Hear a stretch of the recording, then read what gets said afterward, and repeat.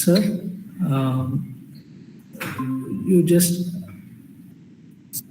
Sir, can you please stop the presentation, sir, until the welcome note? Okay, this facing page is not required? Or? Yes, sir. After welcome note, we'll start, sir. Sure, please go.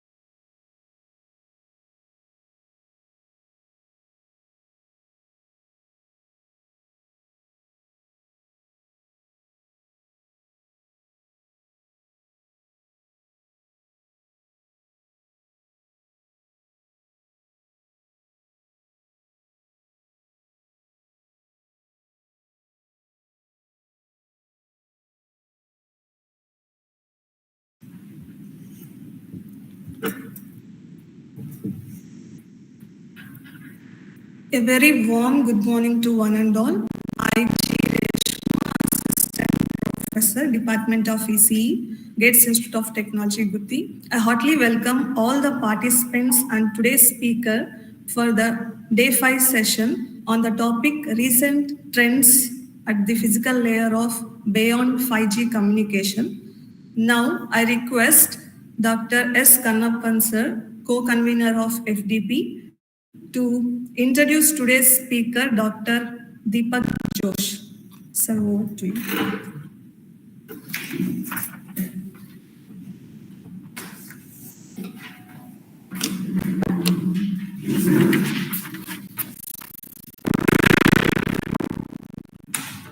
A very warm good morning to one and all. I am Dr. S. Kannappan, Professor in the Department of Electronics and Communication Engineering, Gates Institute of Technology. Honorable delegates, distinguished speaker, esteemed colleagues, and all participants, welcome to the final session of 5-day online faculty development program on design and innovation on wireless communication with advanced technology. As a co-convener, I am delighted to welcome today's resource person, Dr. DEEPAK Josh sir, Assistant Professor in the Department of Electronics and Communication Engineering, IIIT, Kottayam, Kerala. Professor, Department Sir of ECE, received the BTech degree in Electronics and Communication Engineering all the from participants Cochin and University of Science and Technology, for the Day-5 session India on the topic 2009. Recent Trends And at the the MTech Physical degree Layer in of Communication Beyond 5G Engineering at Communication. Indian Institute of Now, Technology, I request Delhi in Dr. S. 2012. Kannappan sir, co-convener He of obtained FDP, his PhD degree in introduce Electronics and today's Communication speaker, Engineering Dr. at the DEEPAK National Josh. Institute of Technology, Sir, Calicut. He has authored and co-authored many papers in reputed journals and conferences. From June 2012 to July 2016, he was an engineer for Cisco Systems, Bangalore, I am Dr. where he worked Professor in the Department of Electronics and Communication core Engineering, network Gates gateways Institute of such as MME and EPDG. Honorable delegates, Before joining IIIT Kottayam as an assistant professor, he worked in Christ University, and all Bangalore participants, for 2 years. welcome to the final session His of research 5-day interests online are faculty primarily in development the program areas of on design and green innovation communication, on wireless communication with modulation for advanced high technology.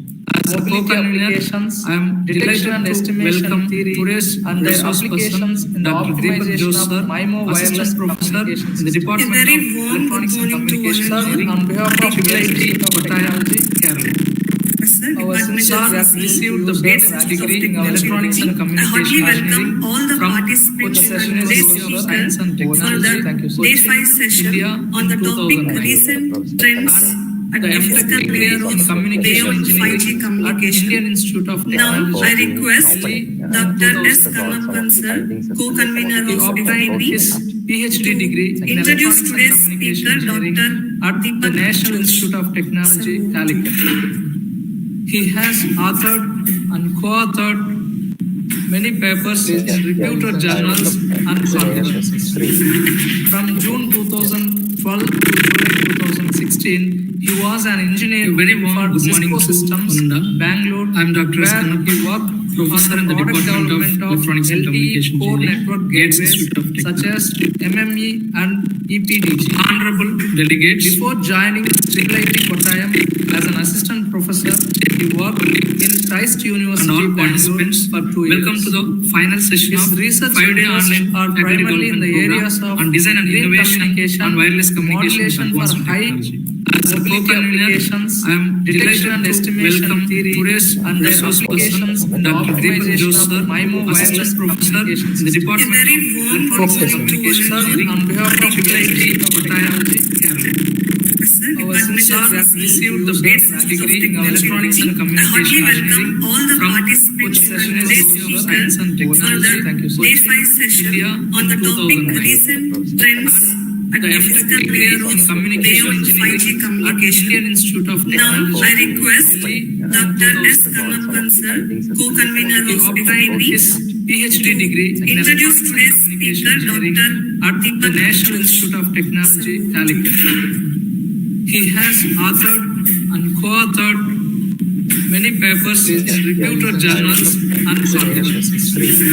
From June 2012 to 2016, he was an engineer Very warm for good morning Cisco to Systems, Ananda. Bangalore, I am Dr. S. where Kanappan, he worked Professor in the product Department of development Electronics and Communication core Engineering, network Gates gateways Institute of such as MME and EPDG. Honorable delegates, Before joining IIIT Kottayam as an assistant professor, he worked in Christ and University, all Bangalore participants, for 2 years. welcome to the final session His of research 5-day interests online are faculty primarily in the areas development of on design and green innovation and wireless communication modulation with for advanced high technology. As a co-convener, I am communications, detection and estimation welcome theory, today's and resource applications person, in the Dr. Dept, optimization of sir, MIMO assistant wireless professor in communication the system. Department Very of warm Electronics and Communication Engineering, On behalf of IIIT Kottayam, Sir, our Department sir of has received the Gates best Institute of degree in Technology. electronics and I communication heartly engineering welcome all the participants and today's speaker Science and for Technology. Thank you, the sir. Day-5 session on the topic recent trends and physical layer of beyond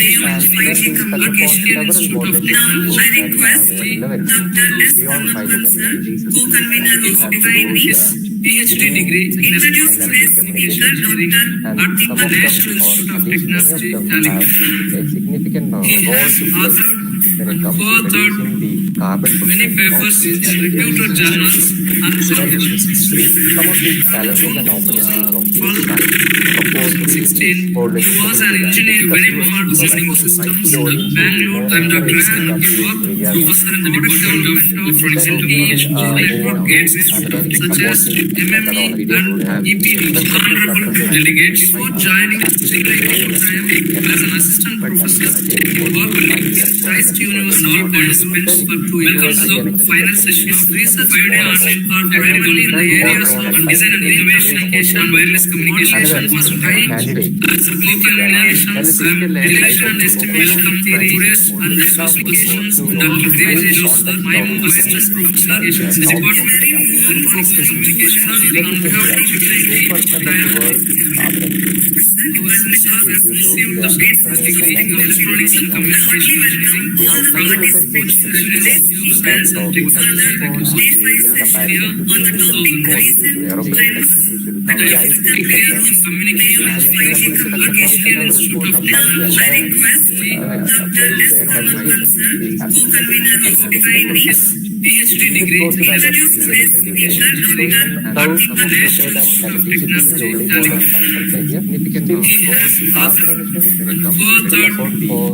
many papers in reputed journals and publications.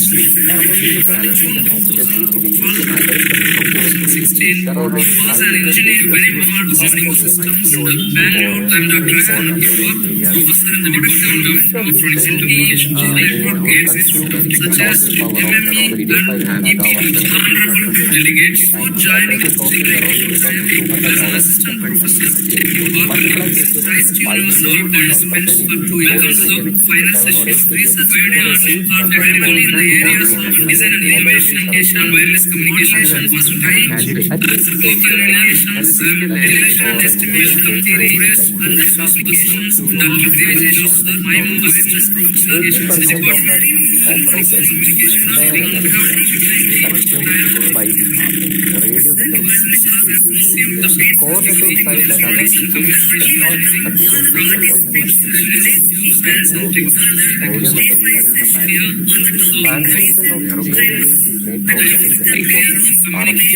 RF or the radio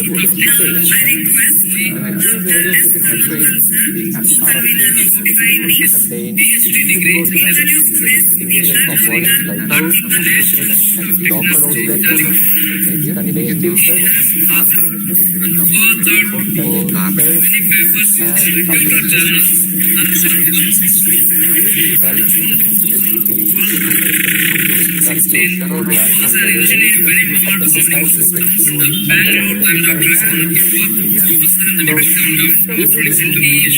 power amplifier has delegates for joining contain power amplifier. Power amplifier is participants for 2 years of final sessions. Research ideas are available in the areas of design and innovation, wireless communication, was time, communications, elevation, estimation of theories, and specifications, and applications, MIMO assistant professional department. more amount of energy and converting 50% of the power by usable linear region of open. The rest of them is not attached. So when you have DEEPAK at the base station, then you need to take care of it. With the help of air conditioning system. For air conditioning system, you need diesel generators to support the air conditioning for connectivity for our system. So, RF station are one of the most power consuming devices when the base station goes. Now, if you look at the overall energy efficiency challenge that any mobile service provider, internet service provider that is having mobile phone, the base station which contains the RF means that power takes more than 50% of the total energy or power to consume underneath the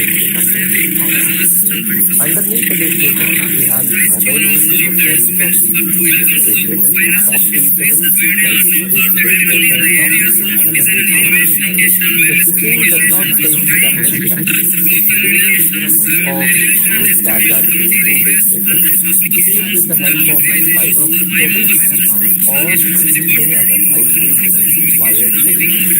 Take to the 25. At the core network where you have these big gateways take care of this transmission. They only consume less than 15% for the data center. They consume much lesser power. It's entirely close to air. So this is a concern for mobile operators who are bound by carbon emissions. Recently, the European Union has implemented a rule called carbon tax that applies to power stations which are heavily carbon emitting. Now, energy efficiency is a requirement in without that the technological sector will not be able to survive, and achieving a lesser carbon footprint is not only a moral compulsion, it is also a legally binding requirement. And in that scenario, the base station underneath energy consumption a big concern. Now, how do we actually do, or what are the existing methods, or what are the upcoming research proposals to reduce energy consumption? Before we get into those details, let me tell you another set of parameters that beyond 5G communicationtion would look. Not only energy reduction or carbon footprint reduction, they are also very much bothered about increased increased indeed a big 4G theoretical value of speed of ededed of theortheorad, but it was but it but theid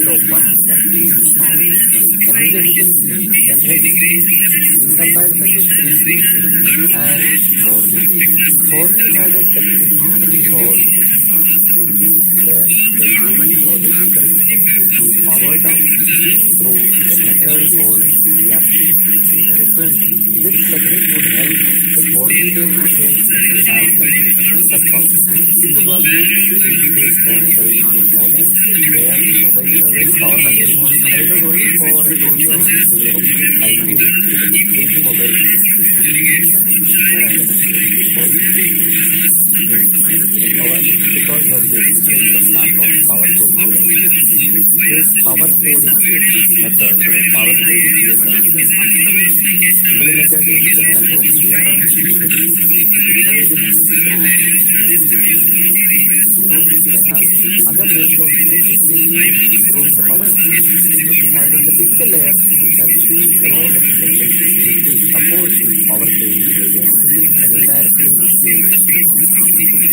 or claims to have the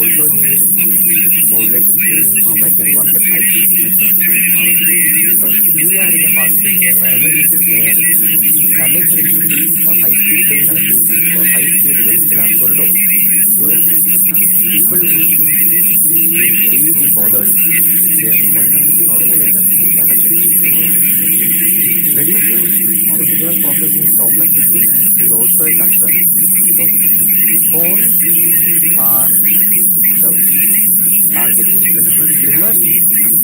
Energygy efficiency,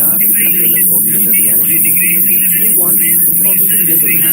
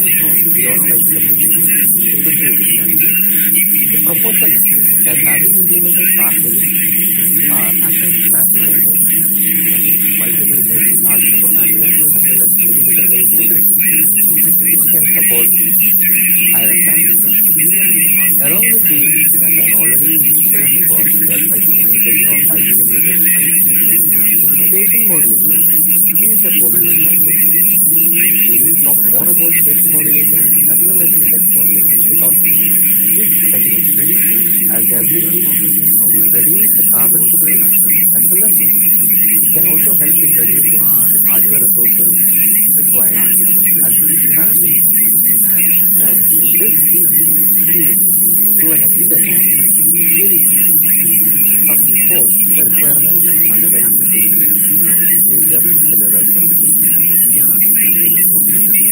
Now, talking more about why spatial modulation or why index modulation. Spatial modulation was the initial of the research schemes that came into picture, which motivated the other researchers to propose the general term called index modulation. Here in short, the index would refer to the antenna number or the anntena index that is is activated. The index will also also in in in a different different and and and and and and and and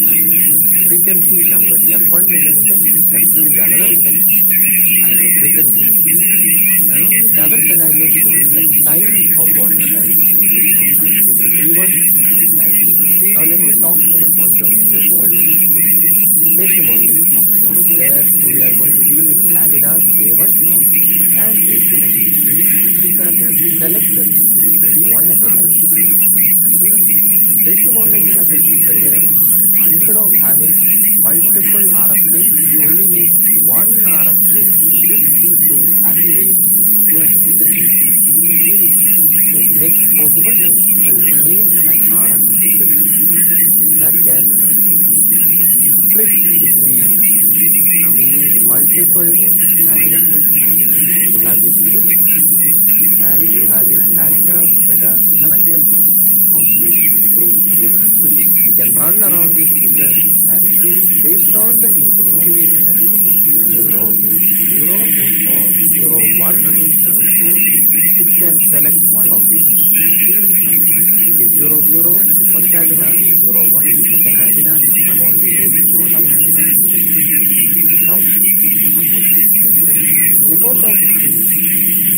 and and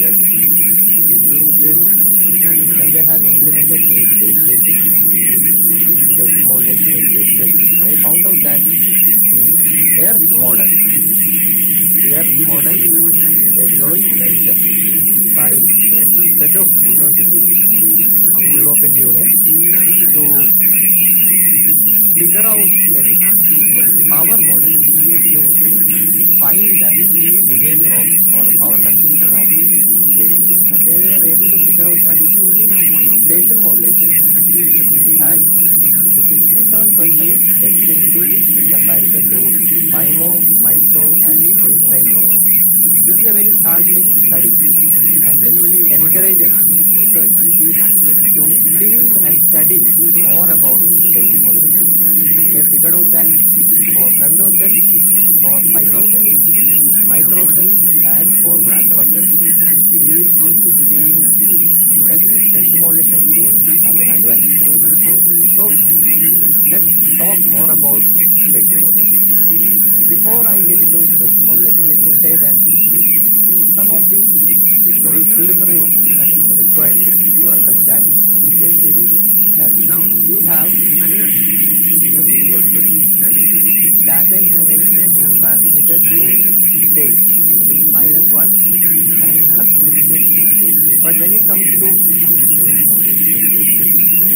and and But when it comes to form-based modulation, we have information transmitted in amplitude as well as in phase. So this is a conventional mode of communication for DPSK as well as DPSK. In form, you have an additional degree of freedom for amplitude So this is is is a So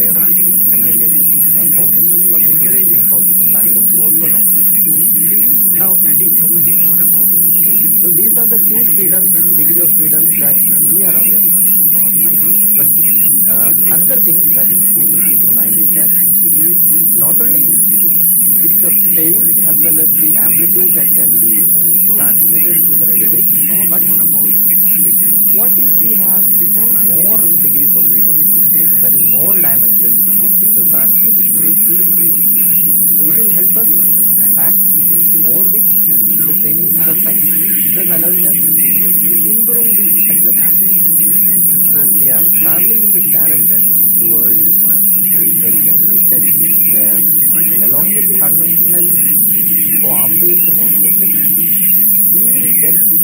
traditional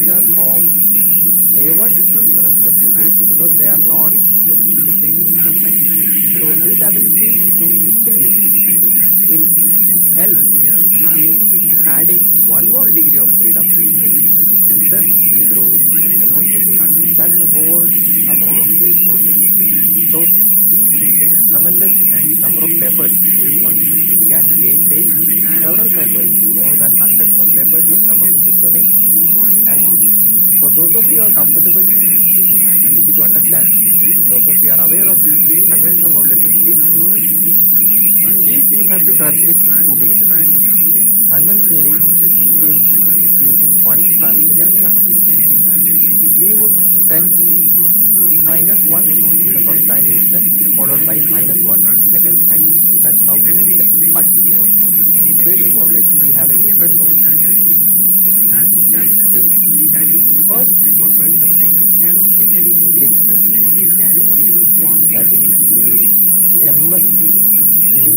In in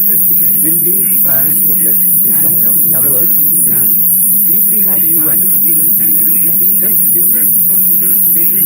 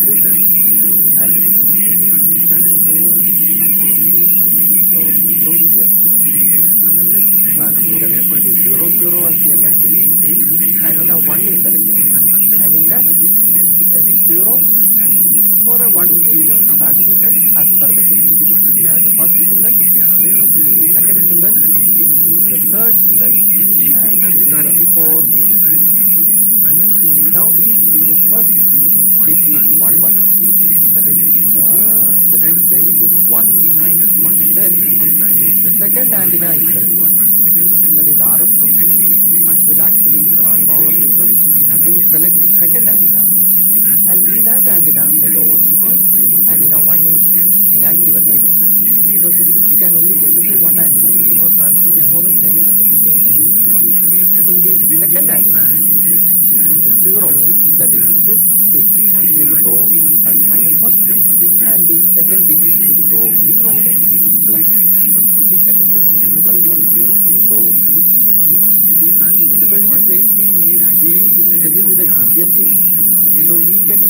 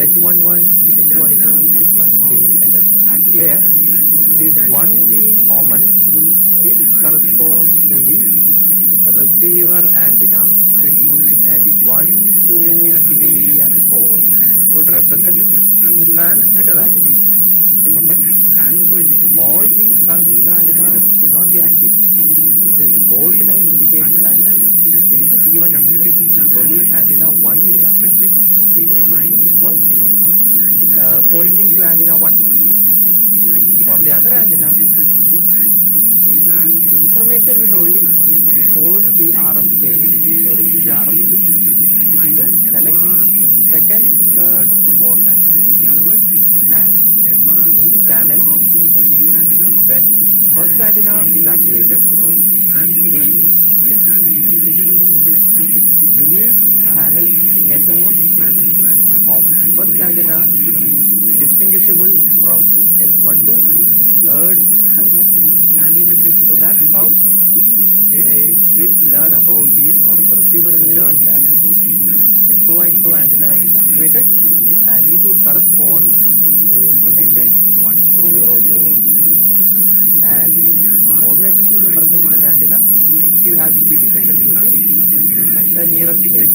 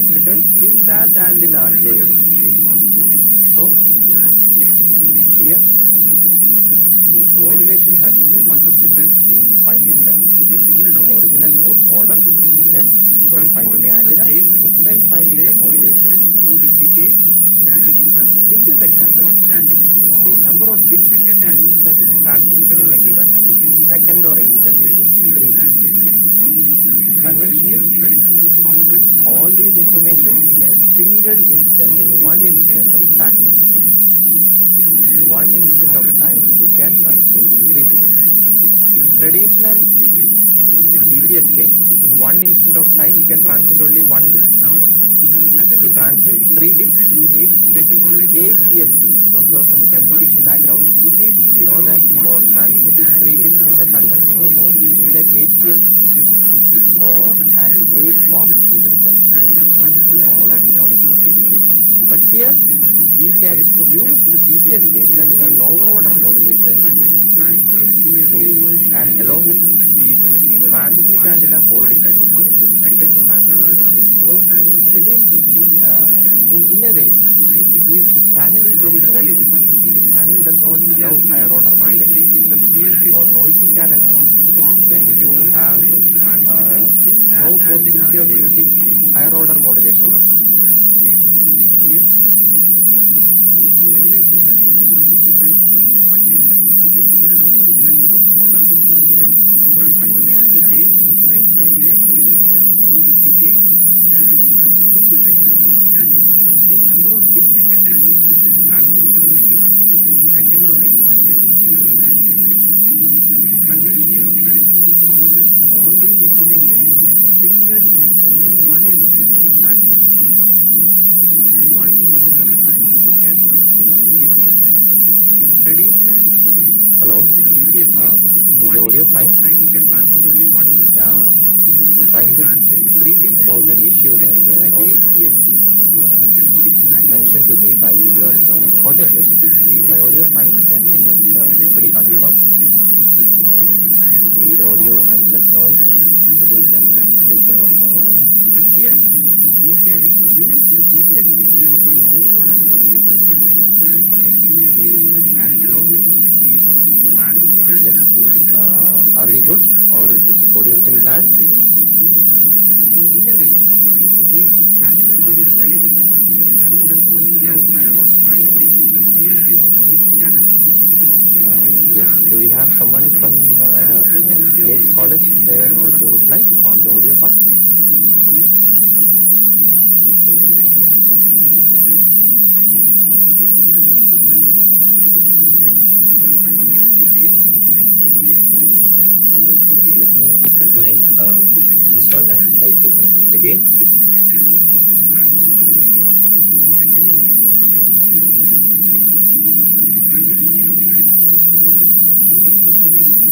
Hold on for a moment.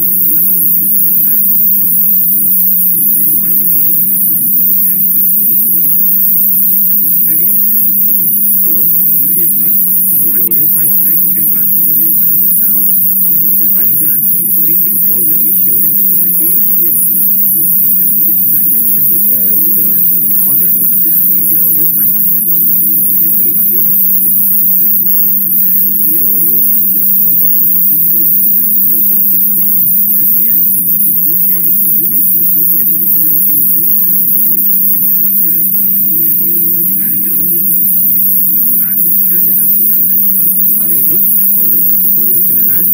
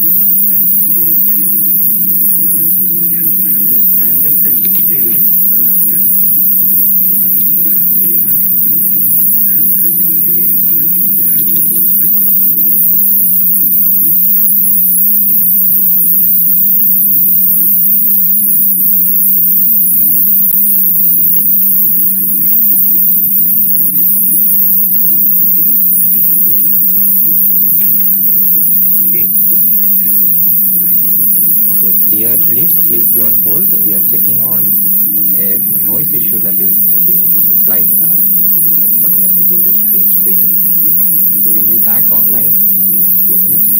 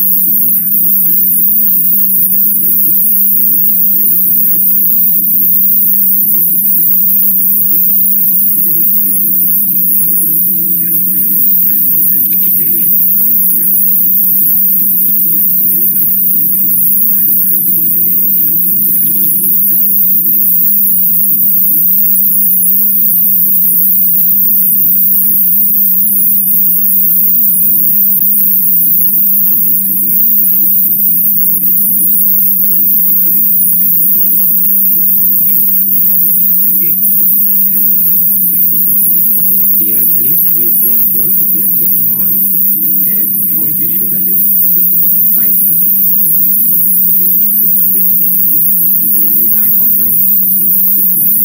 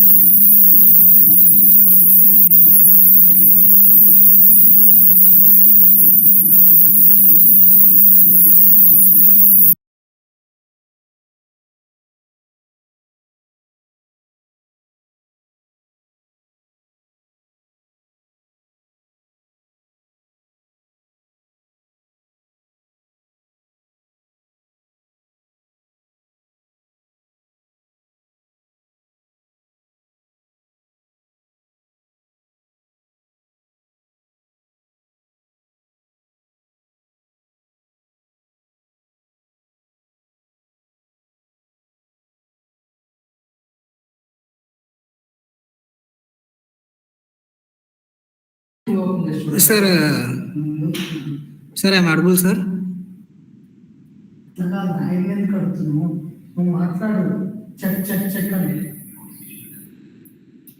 Sir, you can continue, sir.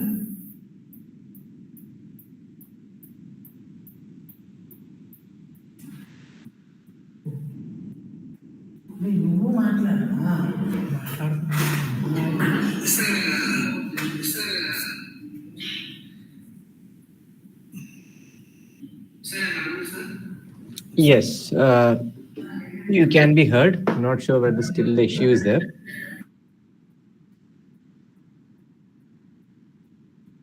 Is the noise still heavy? No, nice, sir. Okay. Thank you, sir. So shall I continue from this session? Yes, sir. Yes, sir. You can continue, sir.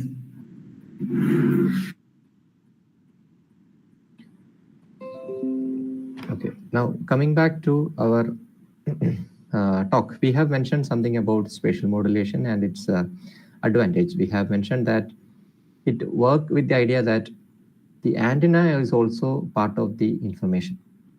That is the antenna transmitting the PSK or the QAM through the channel.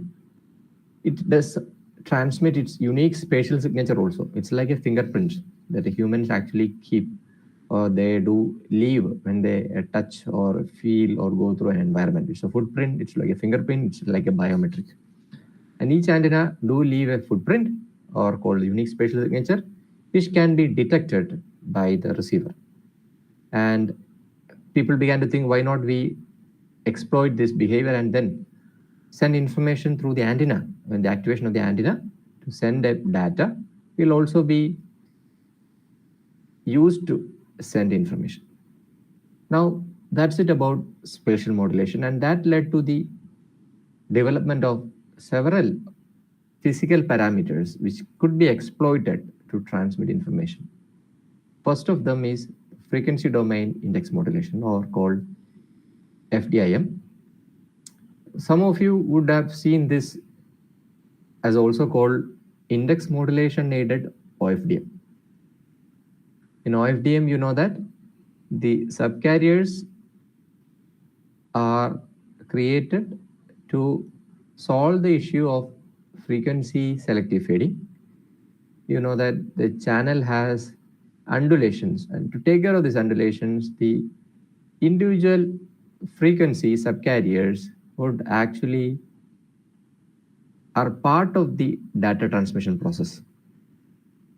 They form orthogonal subcarriers, and people have decided why not these carriers, a few of them that we select, is also part of the information. So like the antennas transmit antenna 1 being selected for 0, 0. If it is 0, 1, transmit antenna 2 being selected. People have thought, why not we choose the subcarriers for transmitting information like F1, F2, and F4 for transmitting a particular bit combination 0, 1, so that the receiver, if it receives these three frequency, it would understand that it's a bit 0. And in those carriers, the PSK or the QAM symbols were transmitted. The illustration of this frequency domain index modulation is shown in this figure. Here you have 4 slots, and you have that, or in other words, you have 4 subcarriers that can be sent. It is 1, 2, 3, and 4. So 4 subcarriers. In the same instant, 3 of them can be grouped together. So what is the possible combination or number of combinations that is possible? That is 4, 3, 2 will come to around 6 possible combinations are there. Of the 6 possible combinations, we only take 4 out of 6 possible combinations to transfer the data. So this combination, that is F2, F3, and F4 is used if the bit to be transmitted is 0, 0. And if it is 0, 1, if it is 0, 1, the frequencies that are selected are F1, F3, and F4 subcarriers. And if it is 10 bits to be transmitted, then the subcarriers that are selected are F1, F2, and F4. And for one you have this combination. For 10 it is F1, F2, and F3. So in this way, people have applied their imagination on all physical parameters which can be controlled to transmit information. First it was the antenna that was decided. Later on it came to subcarriers like F1, F2, and this one. First it was antenna, now it became subcarriers. In another theme, that is spatial domain index modulation, it is second category, but these index modulation, this is the same as spatial modulation that I have been discussing. If it is bit 0, it is antenna 1 that is selected, transmit antenna 1. If it is bit 1, it is transmit antenna 2 that is selected. So in this way, the antenna is also part of the information. So this is a traditional spatial modulation. And in the selected antenna, you transmit the modulation symbol. Now, if you look at the third category of index modulation, it's called time domain index modulation. Here, we know that this is the time axis and this is a power axis. In each data frame, signaling, some of the signaling slots are kept empty. You don't transmit anything, but some of them are filled with data. So this would also be a controllable index. So this is also controllable, like when to transmit the data, and this will also be another dimension for the information. So the time indices also will carry information. If in one index no time is received, the receiver, no signal is received, the receiver will decide that it is like T1, T2, T3, T4, and T5 time instance are only having the data. It indicates that receiver means that it is some bit combination 0, 0, 1 maybe. So it will be like 5C4. So how many bits are there under 5C4? 5 into 4 by 2. So it is around 10 signal combinations. Of 10, only the 8 signal combinations are considered, because this is a digital world. We can only reserve a 3-bit register or a 4-bit register. If we have to have 10 symbols, we need a 4-bit register. But in the 4-bit register, the rest of the 6 symbols are not used. So we'll always go for the 2's exponent that is lesser than these 5C4 that is available. So I'll talk more about this if you have doubts.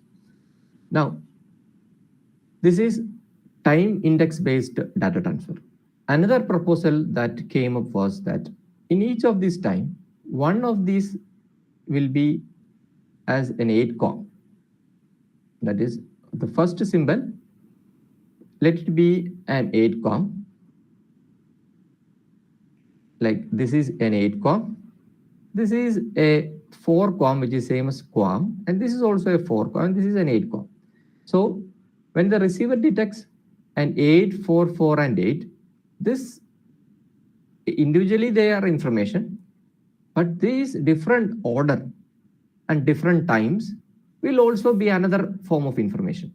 Like if you have an 8-com followed by a 4-com, then it is possibly the information 0. If you have a 4-com followed by an 8-com, then it is information 1. So these are also used to send information. So people have really applied the imagination in all possible ways to exploit all the things that were not used previously. And other forms are like you send a 4-com and a 8-com and a 16-com, and this would translate to another bit of information, maybe 0, 0 combinations can be sent, because you have 3 possibilities, or at least 4 possibilities with these 3 combinations coming into picture. So time domain index modulation is just about that. And lastly, the 4th category of index modulation is the channel domain index modulation, where With a single antenna, that is with one transmit antenna is surrounded by something called mirrors or RF mirrors. These RF mirrors or radio frequency mirrors can be turned on and off based on the control. So when these mirrors are turned on and off, mirrors are turned on or off, the radio wave pattern that emits from the antenna is also affected. That is, the radiation pattern which we have seen, right? We have seen the side lobes and this one. So this would be affected and you will have a different radiation pattern if the mirrors are turned on and off. So with a single antenna, you can create multiple patterns, or in other words, multiple unique signatures can be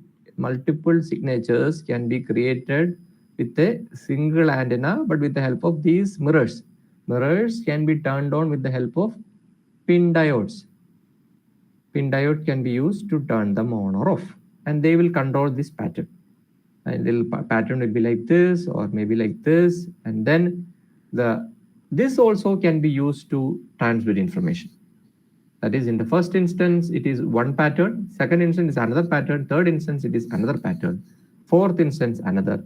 So each of these time you are transmitting the information like 1, 0, 1, 1, 1, 1, 0, and this.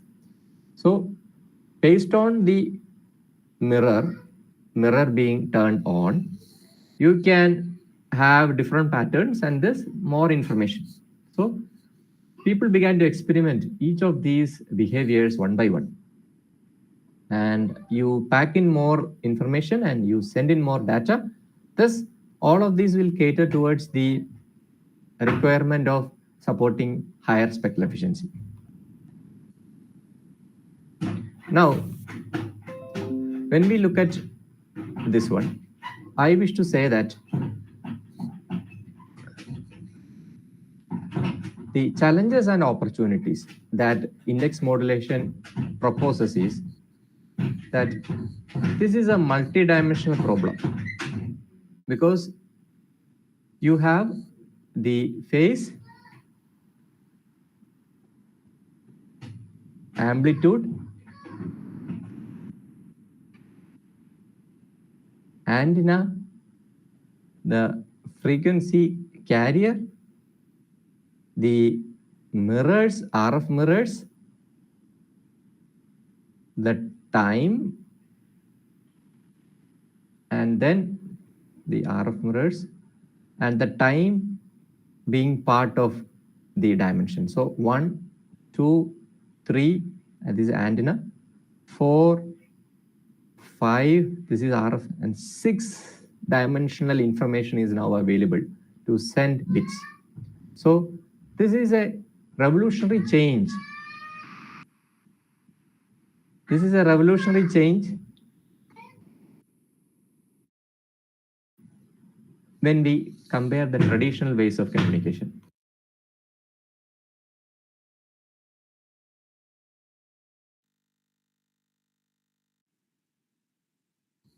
This is a traditional, unlike the traditional communication that we have been used to, this offers several possibilities to pack the data. Now, when we look at the other requirements, with this multidimensional approach, you need faster and simpler estimation techniques to understand the physical characteristics. You remember, channel state information learning is a requirement. You also need to learn about the features of the RF mirrors, and other parameters that are tuned to send the information. So the challenges are the multidimensional detection problem, simpler estimation techniques, and in this context, differential modulation has a possibility, because as we all know, the differential PSKs that we have been learning in communication as well as signal processing background, they do not need CSI information, no channel state information, that is no H matrix is to be learned to understand or do the decoding of DPSK. So this has motivated people to work on differential schemes or index modulation, because when you involve large number of massive MIMO-based environments and frequent channel estimation will take a toll on the processing capability. So this is a prospective aspect, and there are several possibilities to apply differential modulation for these 6 different scenarios of packing in data.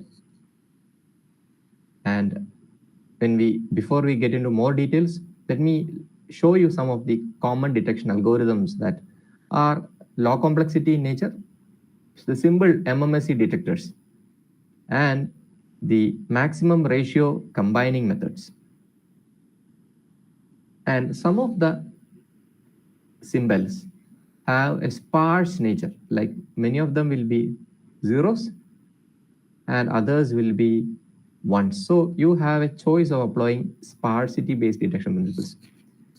And sometimes to increase the speed of these compression techniques, you apply matching pursuit algorithms or Euclidean distance-based matching pursuit algorithm when non-orthogonality between the detected symbols is a concern, especially when we deal with the index modulation techniques. Non-orthogonality is a high possibility. Geometric decoding techniques are also used when you have symmetry in the constellations, or wherever symmetry is available, geometric decoding is a help. When we look at the commonly used estimation algorithms, the least squares, which also translates to the solution of y equal to hx, coming to the solve as to detect x, you have to apply h inverse y. So this will translate to this one. So whenever you have h as a non-singular matrix, then these solutions would work. But you know that many of you in practice, this h is not purely non-singular. You'll have to have sometimes a pseudo-inverse applied. Pseudo-inverse applied because of the singularity behavior of h in some cases. Pseudo-inverse is required, and then the solution is also not the optimal. It is faster way of detecting it, but you will have some issues. So you will have to take care of some compensation techniques. And compression sensing based principles are also used because the elements that you wanted to estimate are not very dense. You have sparse behavior for the estimates. And another one that I wanted you to hear about is the expectation maximization algorithm as slow convergence.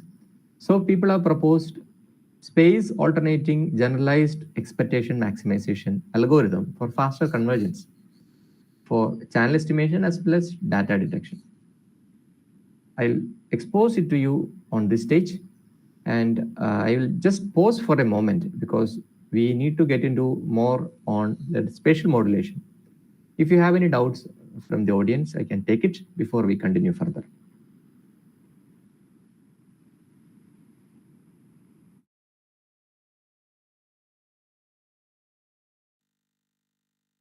Yeah, if you have no queries, I would like to move forward. Otherwise, you are free to stop me at any point of time and ask questions related to the things that you have in mind. Otherwise, it would be a big, it will be further prolonged. Or if you can note down the points, still that's fine. We can take it up later.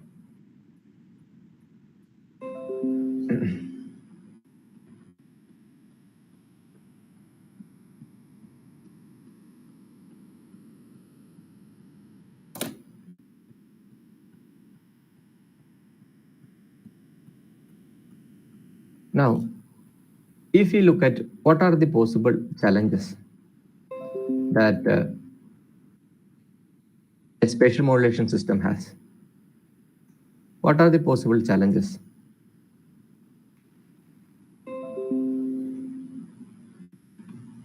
What are the possible challenges that spatial modulation has on channel estimation?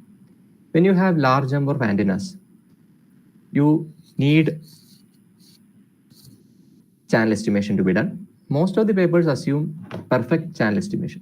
This is not something that you can take it for granted. CSI information is not a luxury. I mean, it's not a It's not something that is freely available.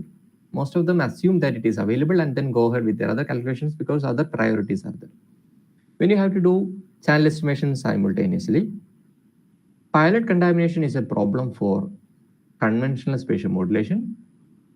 And there are several papers that are discussing the impact of these estimation errors in MIMO as well as in spatial modulation. So let's discuss or see differential spatial modulation, which does not have these channel estimation. Differential spatial modulation is similar to the differential PSK that we have been hearing and studying in literature for more than a decade. Here, it is similar to spatial modulation. It only uses one RF chain and a single symbol, that is a DSM symbol, for 3 antenna.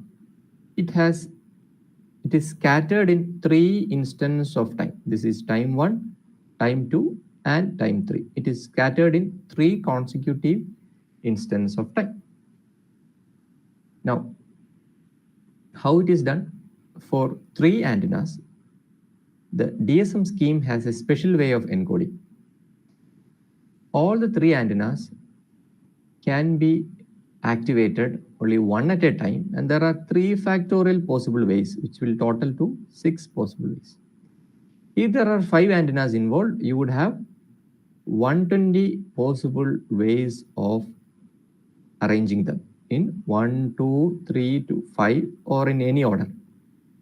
So of these, only the exponent of 2, that is less than, here in this case, 4 possibilities of the antenna orders are taken. In 120, you will only take the exponent of 2, that is less than 120, which is actually 64. The rest of the symbols or antenna combinations are ignored.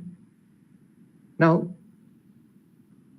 in this case of 1, 2, 3, we only take 4 possible combinations. In 4 possible combinations, we know that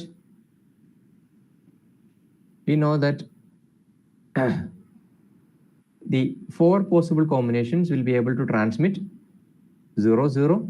If this is the another combination, then it will be qualified to transmit 0, 1. This one is 1, 0, and this one is 1, 1, corresponding to this one.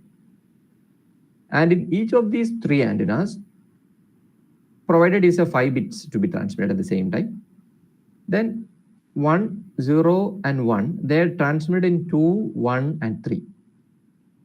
In the symbol representation of DSM symbol or differential spatial modulation symbol, this is the first time instant where the second row has a +1.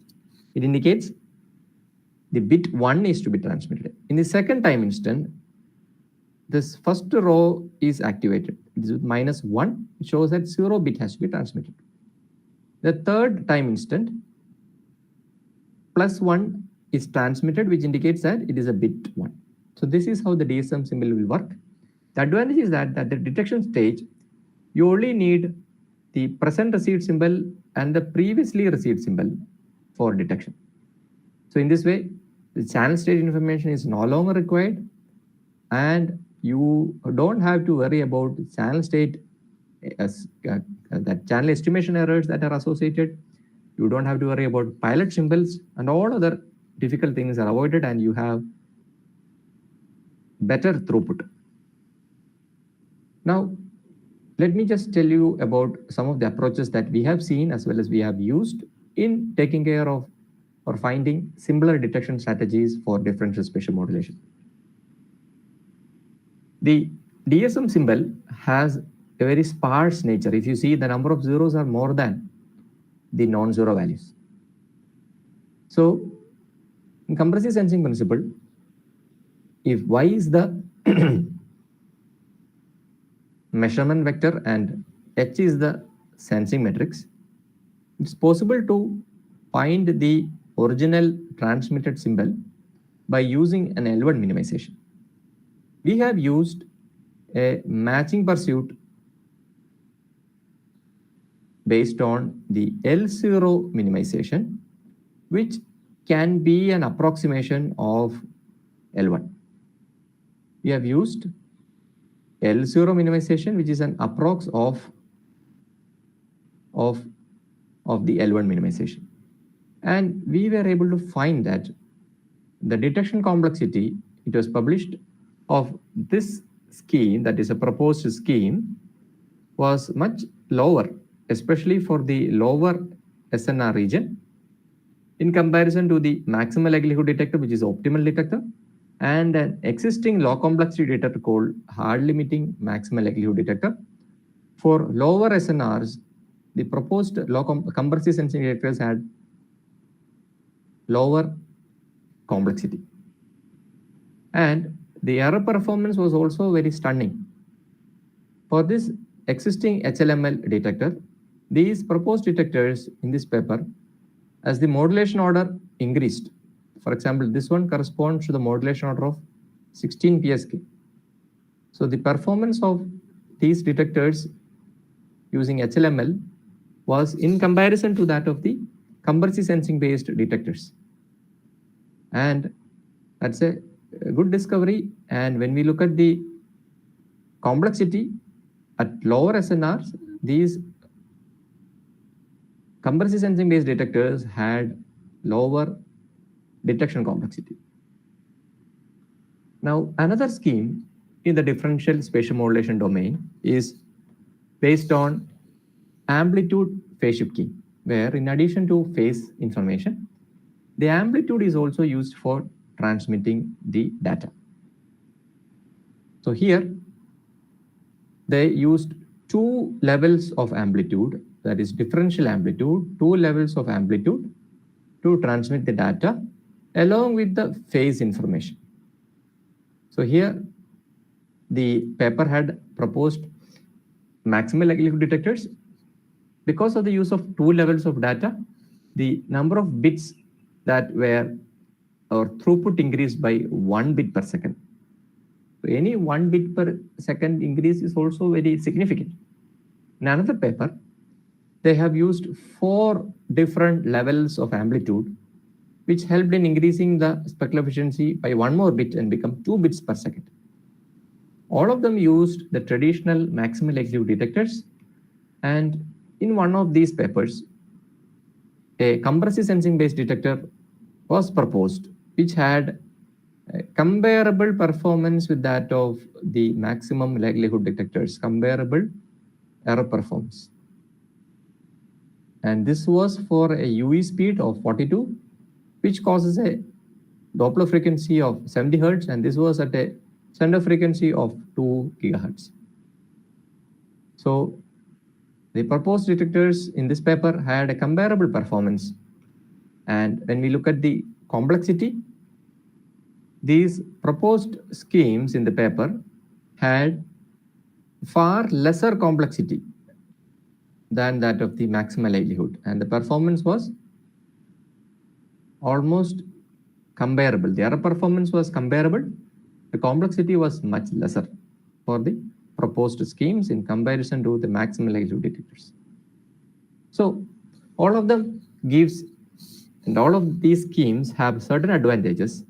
But when we look at some other issues, like related to the modulation order, many of you would know that if the channel is noisy, you have to go to lower modulation order. That is a common behavior in 3G or 4G or wireless communication. You have to go to a lower modulation order like BPSK or QPSK based on how noisy the channel is. Now, if we encounter such a scenario where the channel is noisy, but we still have to maintain a bits per channel use of BPCU would correspond to bits per channel use, we still have to maintain a throughput of 4, 6, or 8. The only other way in which these values of speed can be retained is by increasing the number of transmit antennas. For these schemes, DSM as well as high rate DSM, another scheme called generalized differential spatial modulation, The only way it can be done is by increasing the transmit antennas. And you see that 84, 20, and 32, they are very heavy or they are very resource intensive. You cannot really afford, or all base stations cannot afford to reserve these many antennas for the transmission just to maintain this data rate. Sometimes it's not very affordable. So these schemes have certain advantages in another perspective, but in certain scenarios of noisy environment, you have to afford these higher number of transmitter antennas. Now, there was this paper which had proposed a scheme called differential generalized spatial modulation, which will combine the advantages of differential scheme. In addition, it will also help in reducing the number of antennas that are required when you encounter a very noisy channel that I have mentioned here. It will also solve that problem. How does it solve it? It will use the idea of transmitting or using two antennas at the same time to transmit information. That is, these two antennas. So for this, you would need two RF chains. So previously, in all our discussions, we have mentioned that you only need one RF chain, but here you would need two RF chains. In comparison to 8 RF chains, this 2 RF chain is a very small value. So you can really afford to have this. So with the help of these two antennas, you will be able to improve the spectral efficiency in an appreciable way. Here, we know that if you have 5 antennas, if you try to pair these 5 antennas in groups of 2, that is 5 C2 combinations are available, this would total to around 10 possible combinations. With 10 possible combinations, we always select any 8 of the possible combinations to create the symbol map. So any of these 8 possible combinations are picked up and the corresponding bits are mapped in the symbol table that is there available at the transmitter and a receiver. So that's how the encoding strategy works. And in each of these active antennas, the modulation symbols like PSK or QAM will be transmitted. Now, if we compare the number of antennas that are required for these schemes, is that in order to support the same throughput, these schemes only require a nominal increase in the antennas, and sometimes there is no increase at all. So, noisy channels, you don't have to compromise on the antennas. Noisy channels, you can still use a lesser number of transmitter antennas. Lesser transmitter antennas can be used to still maintain the same throughput. Now, this is the advantage of these DGSM as well as DMGSM schemes. Now, if we dwell more into their characteristics, if we look at these two schemes and compare them with rectangular differential spatial modulation, amplitude phase shift keying, or generalized, this is a coherent scheme, the first one. This is a coherent scheme involving channel stage information is required. All others are kind of differential schemes.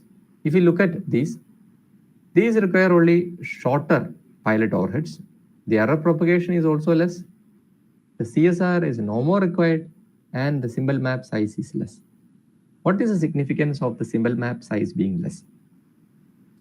You remember, when we actually do a computation of x with respect to x tilde, if we try to do a comparison for all possible values, that is the Euclidean norm or the L2 norm, then for every value of x you need to find which is a minimal value. So if the symbol map size is small, the computation, you have faster convergence. So these schemes are suitable for machines which do not or cannot hold the processing time forever, or those machines which cannot afford extended processing times. These schemes are very much suitable because the symbol map size is small. You can end the iterations within a few instances of time. These schemes are in such a way that the initial few bits or locations are reserved for sending the reference symbols. That is, each of the antennas, that is 5 antennas or 10 antennas, they will send some reference symbols. Only after that, the data symbols are sent. And these data symbols are multiplied with these reference symbols to create the differential effect. After this, again, these transmit symbols are sent. That is, reference symbols 1 to 5 or n is sent, followed by the data. So this frame by frame transmission exists for these DGSM as well as DMGSM schemes. Error performance, this is the upper bound that has been derived. The error performance shows that if you look more closely at the behavior,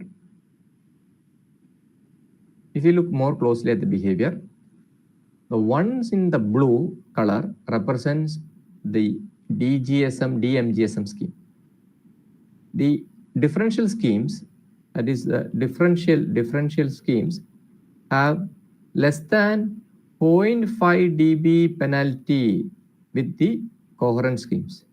We have all learned that conventional coherent schemes, that is differential schemes, really have a 3 dB penalty with the coherent schemes. 3 dB penalty. That is a common behavior that we have learned in differential phase shift keying, penalty with the coherent schemes. That is a common behavior. But here, due to the special encoding, this differential scheme only has less than 0.5 dB penalty. So that is something that is very startling and very encouraging. So this behavior, this is available here. If you see the penalty, if I scroll down, if you see the penalty is less than 0.5 dB. Here also, between the pink and the red colors, between the pink and the blue colors, you are less than 0.5 dB penalty. And this is applicable both for QAM-based constellations as well as for QAM, higher order QAM, as well as for PSK-based comparisons. So this is very, very encouraging to use. This shows that it is encouraging to use, or it will be good enough to use spatial modulation or differential spatial modulation in the context of, or it can be a competitor to coherent spatial modulation. Another result that I wanted to show you is with respect to the performance in higher spectral efficiencies. For both differential multi-GSM as well as differential GSM, the penalty is only within 0.5 dB, and the theoretical upper bound that has been derived matches at higher SNRs. These show that DGSM as well as DMGSM are good candidates, and they can compete with coherent spatial modulation schemes. This generalized spatial modulation, GSM, as the name calls, is a coherent spatial modulation technique where more than one antenna is activated.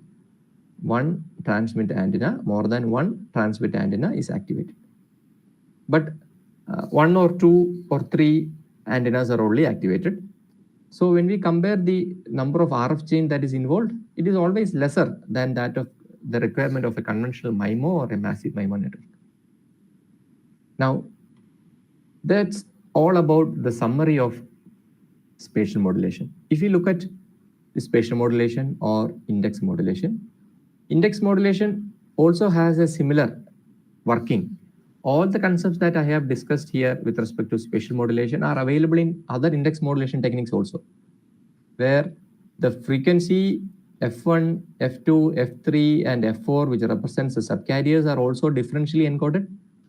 The time T1, T2, T3, T2, T3, and T4 are also differentially encoded, as well as the mirrors M1, M2, and M3 are also differentially encoded in the discussions that I have done earlier, so that they can also transmit differential information. So the analogies are very much clear. All the analogies that I have presented here would have an equivalent counterpart in the other index modulation techniques. There are 4 index modulation techniques, and spatial modulation is only one of them. The other index modulation of frequency, time, as well as mirror-based, that is media-based modulation, can also have these behaviors similar to the discussions that we have had here. So that's all related to spatial modulation. We have 2 more discussions that are there that are candidates to support beyond 5G communication. If there are any questions, I can just pause for a moment and take any questions before we go to the next section.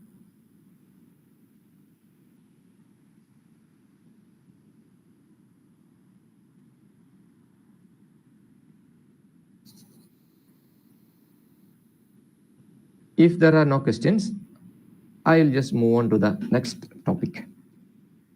IRS, or Intelligent Reflective Surfaces.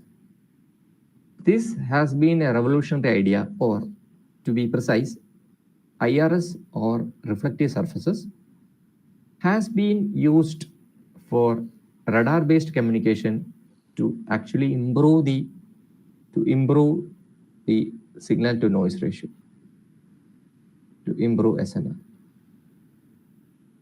People have found out that IRS, or also called reflective intelligent surfaces, represented by these panels. These panels would have these surfaces which are of tiny nature.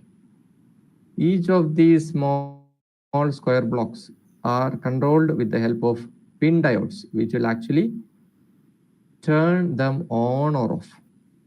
So these reflective surfaces, when there is a light incident on these surfaces, the turning on or off of each of these surfaces would actually decide the direction in which these light waves would actually travel. So these IRS panels can help in controlling the direction of the reflected waves. So it goes to the desired user 1, user 2, or user 3. It also helps in reducing the overall transmit power in wireless communication, because the panels can redirect the radio waves if they have information on if the CSI is known to it. It can redirect the signal to the desired direction. And these panels can be used to supplement or to help MIMO-based communication or massive MIMO-based systems to achieve better error performance, because the directional radio waves achieved with the help of IRS helps in reducing the side lobe propagation to unnecessary locations. So these are possibilities. And if you look at another illustration, if we have a line of sight not being available, the IRS, by offering an indirect path from the base station to the IRS panel, and the IRS panel being able to communicate to the users 1, 2, 3, and 4, will be able to offer an alternate path, and it is gaining popularity, because not only by helping the devices to have a different path, it also improves the chance of reachability. Not only that, there are modulation schemes which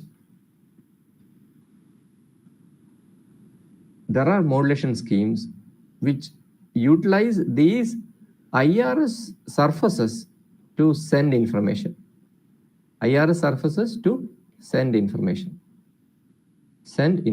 So if you remember, the index modulation technique have utilized the antenna, time, frequency, as well as the mirrors to transmit information. Here, can also use IRS panels to transmit information. It's like this. you need to have a no delay communication link. That is, this base station and this IRS panel should be connected by a no delay, that is no delay communication link, so that this base station should inform the IRS panel, inform IRS panel about the CSI, about the CSI, that is HT and HRK. That is, this is actually H of T and this is H of RK. So it should inform the IRS about these values. Only then the IRS will be able to adjust the beams to the desired users. So this no delay communication link is a must to enhance or to augment the capabilities. But remember, there are no RF chains. You don't need any power amplifiers. You don't need any local oscillators. Nothing is required.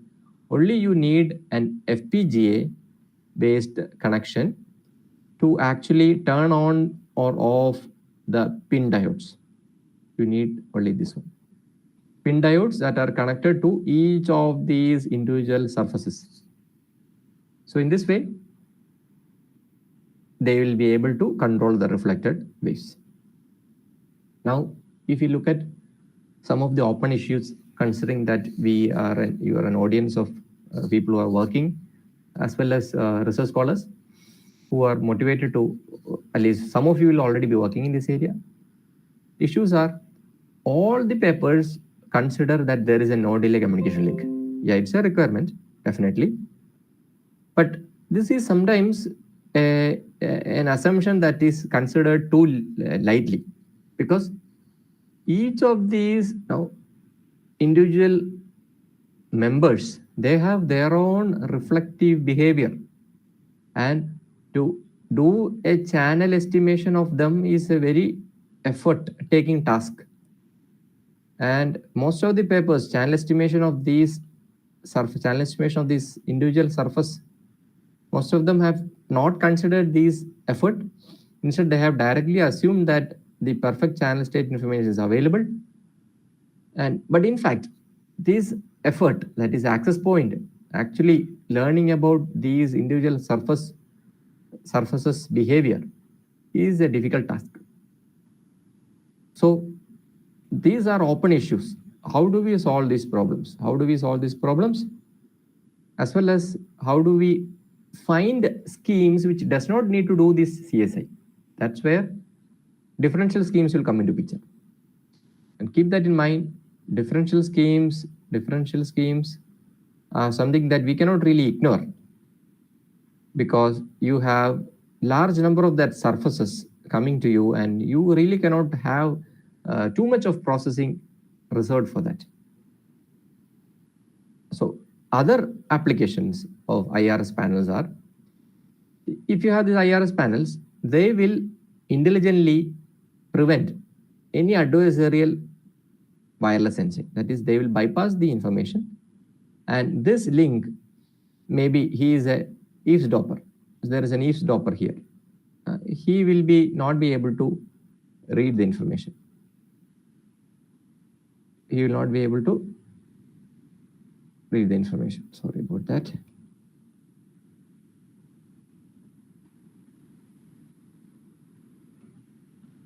So, and another thing is that by having this alternate path available, the transmitter gets more paths to the receiver. Thus, he can actually focus on reducing the power, because you have more paths available. You don't have to strain with the higher power so that the receiver gets a sufficient SNR, because these multiple paths will take care of that, and you can actually have lesser power. So all these are attempts to have lesser power consumption and then achieve our goal of green communication.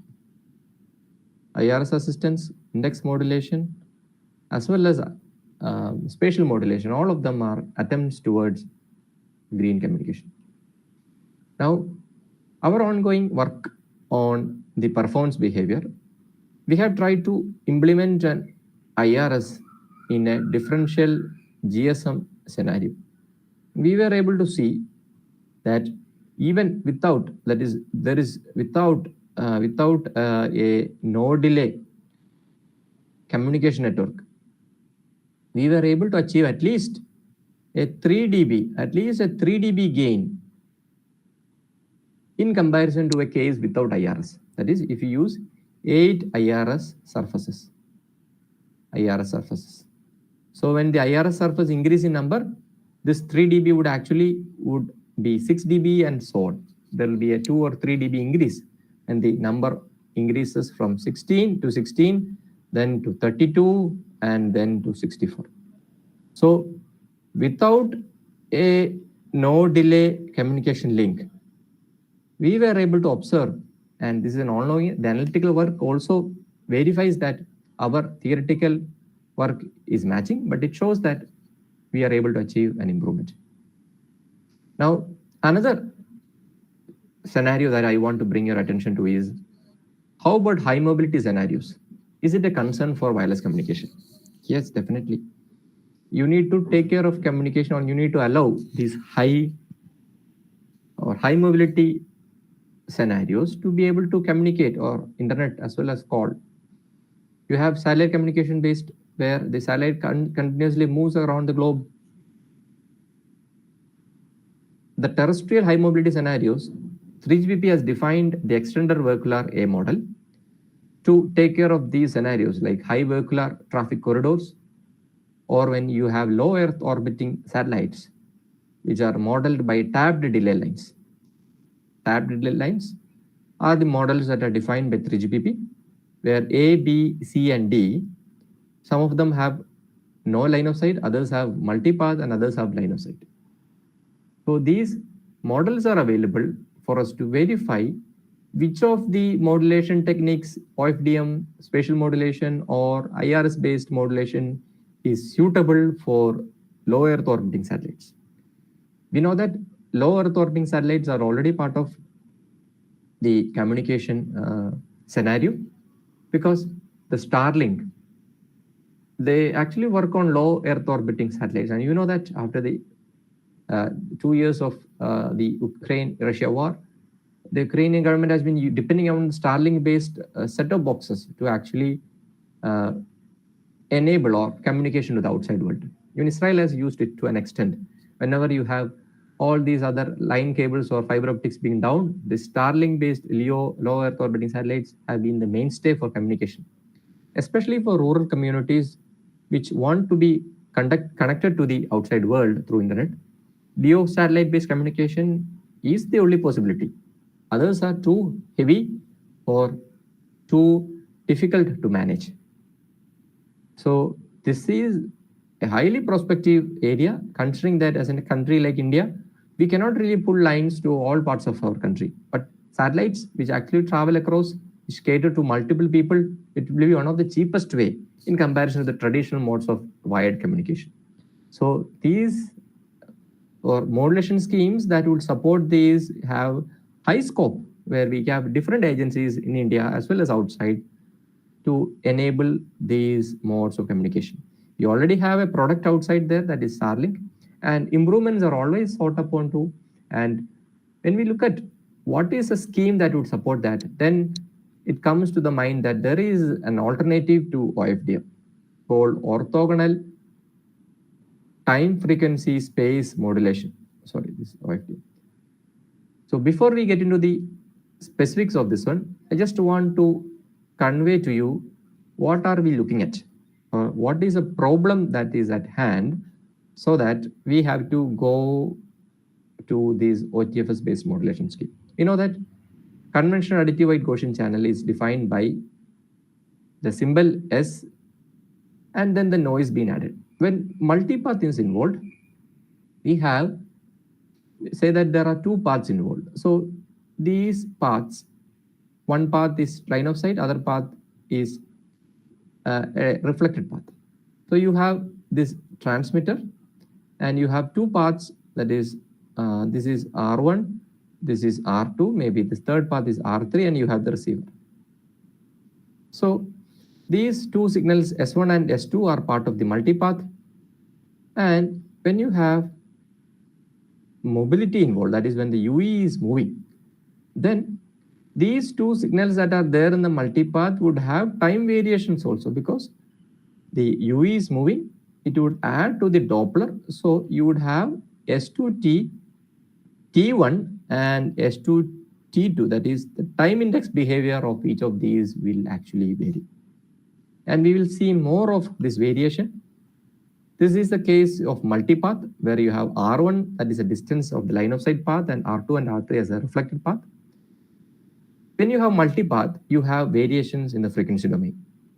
When you have mobility, you have variations in the time domain. So here we have a moving object, that is a car, which is trying to communicate through, that is a reflected path as well as a line of sight path. Even if there is no mobility, that is no mobility, still a multipath will have an impact on detection capability. We shall see that.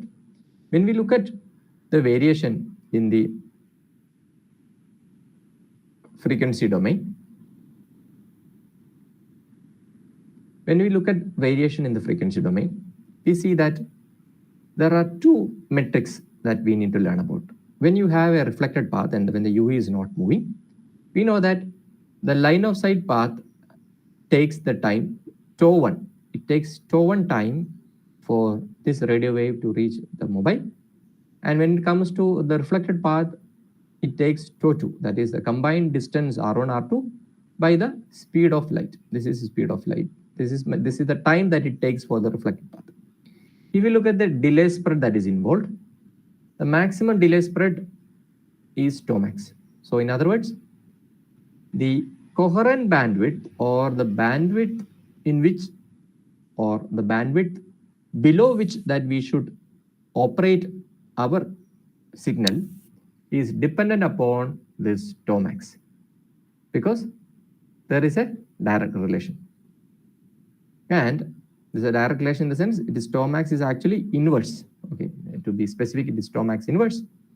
So this coherent bandwidth, if you need an ideal channel having flat behavior, like the flat behavior that all communication engineers would expect, then the coherence bandwidth, which is calculated through this tau max inverse, that is a proportionality, tau max inverse, that the signaling bandwidth should be lesser than the coherence bandwidth. If you have it greater, then you will get into the frequency selectivity case, because where if you get into a greater than coherence bandwidth, then it will not be flat fading anymore. It will be the individual frequencies will be having different amplitude, which any communication engineer would not like.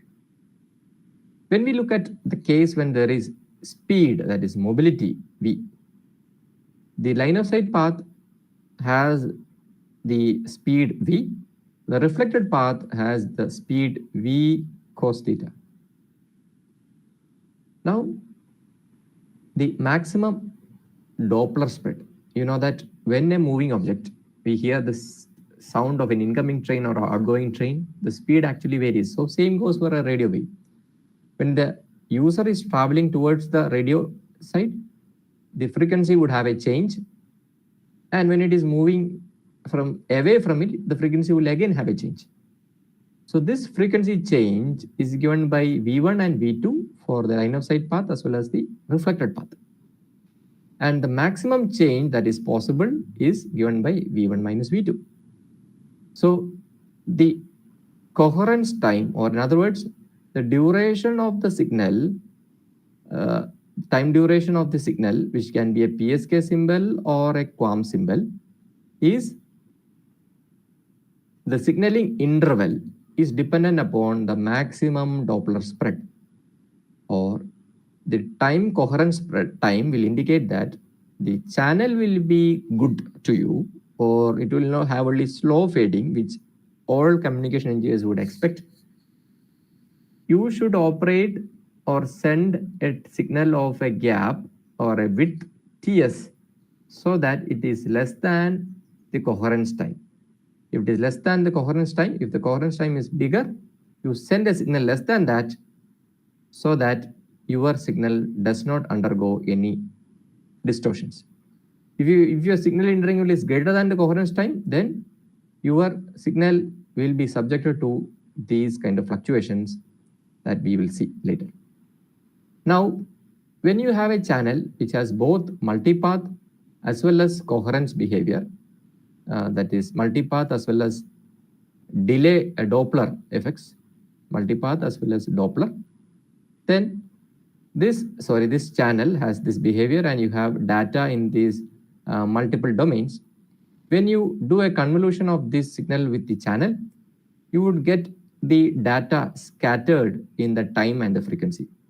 That is in the delay and the Doppler. So this is how the data will be available in the delay and Doppler. If you do proper transformation, this delay Doppler domain can also be reached, or you can have a transformation in the time frequency domain as well. So this time frequency domain is the one that all of us are familiar, where the OFDM based communication techniques are working on the time frequency representation of the channel coefficients, where if you see carefully, the time frequency representation of a frequency selective fast fading channel is having frequent changes, or the undulations are too heavy. But if you do a delay Doppler domain representation, that is, you have to apply a special transformation, then you will be able to see that in the delay Doppler domain, the Doppler changes very slowly and then it comes back. The delay is also very less. So even though they are singular ways of converting from time frequency to delay Doppler domain, the delay Doppler domain has shown that if you are careful about choosing the signals, the delay Doppler domain is an ideal way in which the data can be transmitted.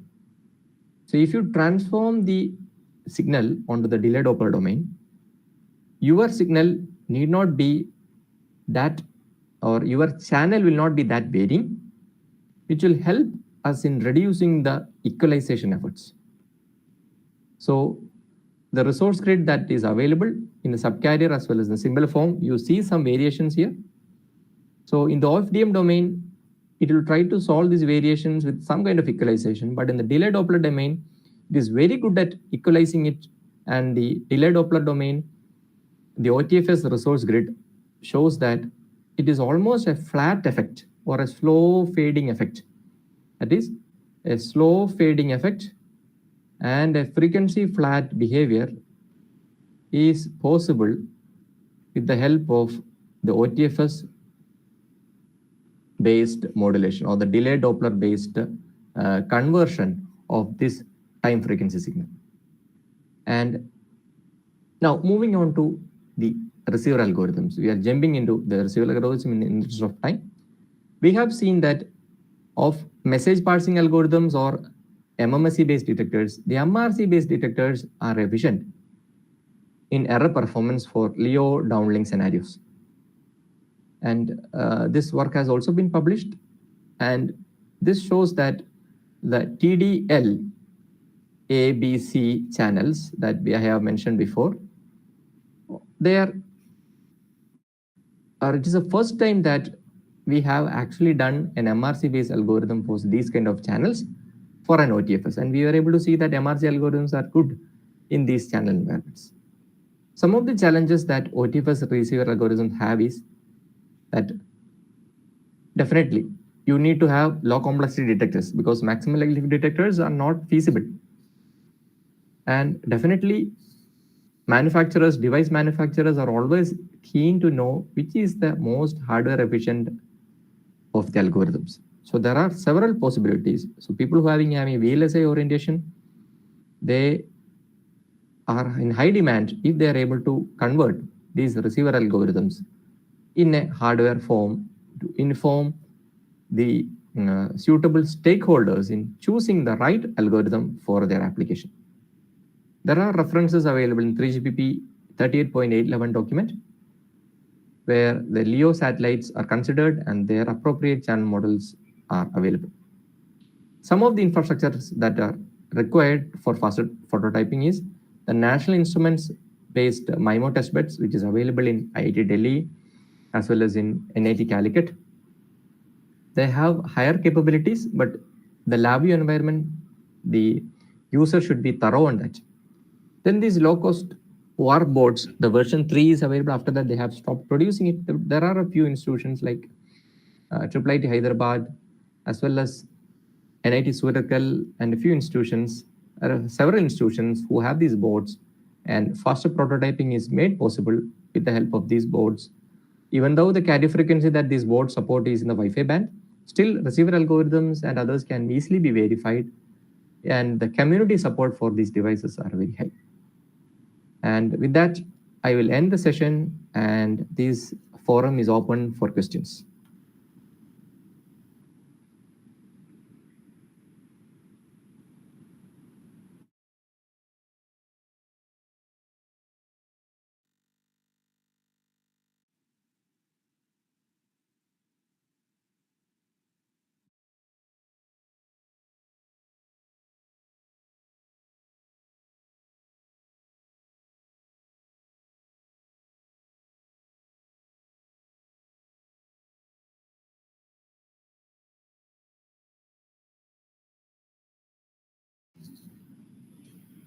Yes, the coordinators of this program, are we having any questions? Or if you have any questions in the comment box, we can take care of that.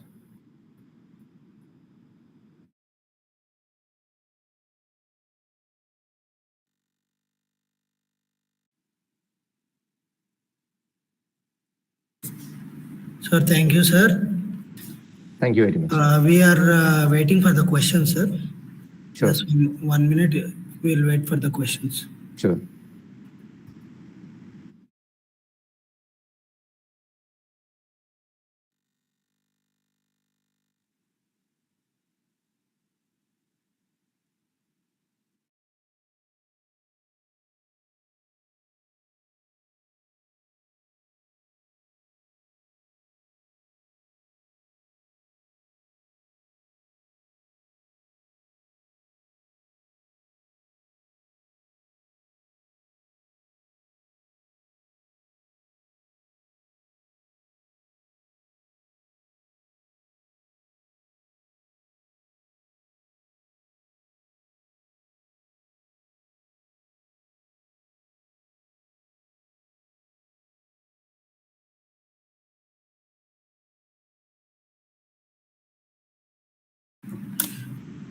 Sir, we have a couple of questions, sir.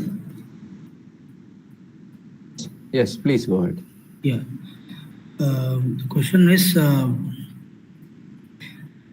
will the network layer will be the same in 5G and 6G communications? The network layer, basically speaking, we know that after the 4G or with the 4G, it is the IP layer that has been in place. Okay. So the upper layers would still remain the same. The transport layers might have a change. Presently, we know that the 4G as well as the 5G layers are supported with the transport layer of GPRS tunneling protocols. So to accommodate faster communication, the transport layers might need some tweaking, but it will be an upgrade to the existing transport layer protocols. The lower layers would quite remain the same, but definitely the upper layer transport protocols would need to take care of the speed requirements. Definitely it is required. And it also needs to support heterogeneous networks where you have low data rate devices as well as high data rate devices. So the transport layer is definitely a requirement. You need to have tweaking on that. So one more question we have. Do we have heterogeneous and non-heterogeneous networks in the 6G communication? Yes, of course, because 5G is already allowed to support that. And you know that the NB-IoT or the LG IoT platform has been in place from 4G onwards to support these heterogeneous networks. So the mobile service providers would be able to cater to the conventional mobile phones as well as to these devices like water meters or energy meters would be used very rarely. So 6G also will be having the same format. But to be frank, the 4G IoT based equipments will be there for quite some time because The infrastructure upgrade is really not required if you are focusing on IoT devices, because the data rate is very low. And the only requirement is to reduce the power consumption. So if there are methods to reduce the power consumption, the upper layers would take care of that. And other than that, definitely the legacy support should be there. And the only add-on that is required is to take care of the power consumption. And the upper layer should be good at that. That should be a feature specific to beyond 5G communication. So one more question. How good the encryption is there in the 6G communication compared to 5G communication? For example, in 4G communication, I would say one context. Most of us are aware that Airtel had, in the last 3 years, they had floated a plan called Wi-Fi based 4G calling, where if you have Airtel routers, you will be able to call or make a 4G based communication if you have a Wi-Fi router. So that is made possible with the help of a gateway called Evolved Packet Data Gateway, or EPDG. It has a security layer called IPsec, or Internet Protocol Security. So this layer, it has heavy encryption at the layer above the transport layer, so that the data through the Wi-Fi access points are secure. So security would come into picture when you depend upon these unlicensed spectrum, because the mobile spectrum is anyway licensed spectrum, and users are not really allowed to use that, and they really have interference checks. If somebody actually uses the licensed spectrum, who are not authorized to do that, they have checks to find that. But whenever you use access points to take care of or kind of offloading of your data, then you need these IPsec based 4G security encryption mechanisms. The upper layers should support that. So in 5G as well as 6G, the behavior that EPDG, or Evolved Packet Data Gateway, has should be replicated with the help of other gateways, which is only an upgrade of EPDG.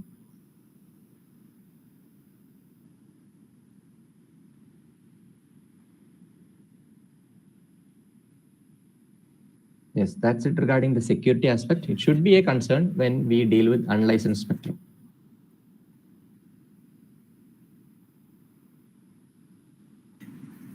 Sir, one more question, sir. Yes. The technology, whatever you have told, it will be same in the WiMAX also. WiMAX, you know that it has competed with the other contemporaries, but now it is used occasionally by users based on their need. Now it has actually been gone to the backstage, and other technologies have actually taken over. So I will not say more about that, because it is a competing technology in certain domains. But after that, the licensed spectrum based LTE or 5G based communication has actually taken over. So we really cannot say more about WiMAX unless the user has a specific requirement of using WiMAX alone.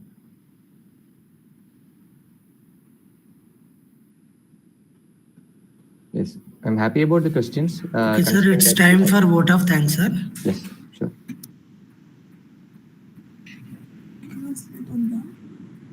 Okay, sir, you can close the session, presentation, sir. Yes.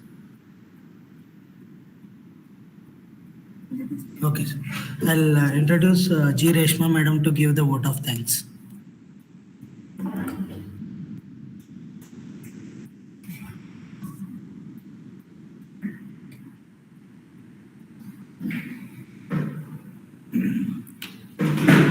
Good afternoon to all. This is G. Reshma, Assistant Professor, Department of ECE. On behalf of Organizing Committee, I would like to extend my heartfelt vote of thanks to all the esteemed faculty members who have participated in this enlightening FDP program.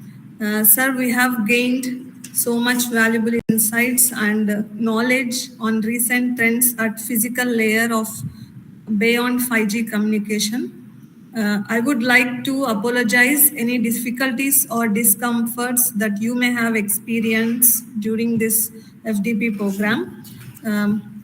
Finally, I will conclude this 5-day FDP session. Next, I extend a very special thanks to the management, our correspondent, Srimati V.K. Padmavatamma, ma'am, and Managing Director, Shri G. Raghunath Reddy, sir. Next, our Director, Srimati V.K. Shrivani, ma'am. Principal, Dr. Syed Suraya, ma'am. HOD of EC Department, Dr. Archak Praveen Kumar, and all the staff members, teaching, non-teaching, for their cooperation to conduct a successful program. Next, I would also like to thank our technical team.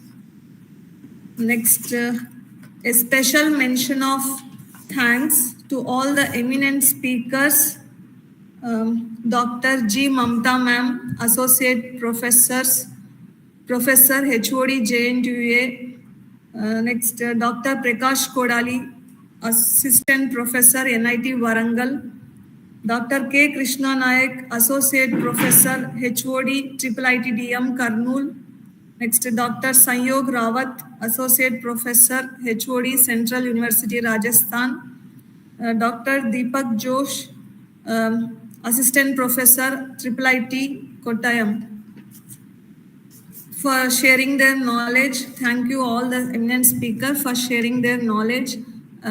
We hope that all the participants have gained some valuable insights that will help in your teaching methodology during this various techniques in wireless and communication and advanced technologies.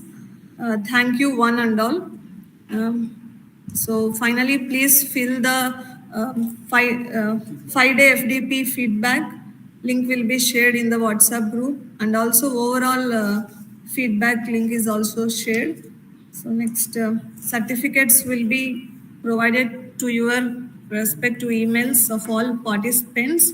So kindly fill all the feedback, and certificate will get in couple of days to your mails. Thank you one and all.